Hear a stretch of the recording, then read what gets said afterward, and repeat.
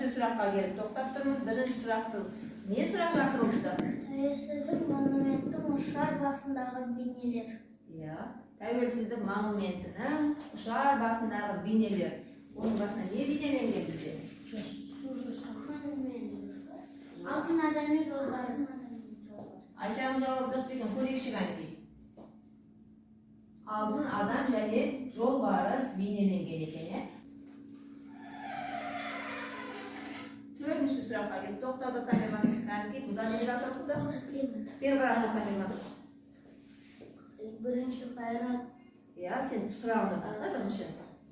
Тәуелсіздік үшін күрескен аға апаларымыз кімдер дейді. Сол кісілерді мына жерде көрсетіп қойыпты бізге, иә? Солардың енді аттарын атап өтейік. Бірінші тұрған бізде кім екен? Қайрат.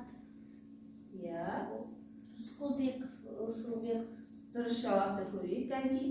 Қайрат Рысқұлбеков екен, иә? Ал екінші тұрған? Лизат қызы. Жоқ, Ләззат. Асанова. Дұрыс жауапты көретін боламыз. Мінекей Ләззат. 16 декабря наш Казахстан отмечает какой?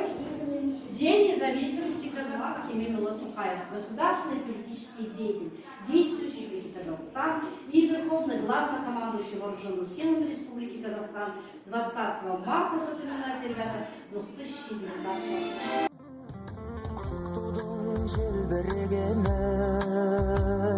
Қазақтың асқақ беделі, махаббат қайрат екеулеп, шымырлатқан денені, көк тудың желбірегені, жаныма қуат береді.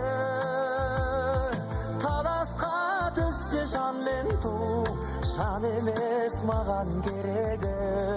Көк тудың желбірегені.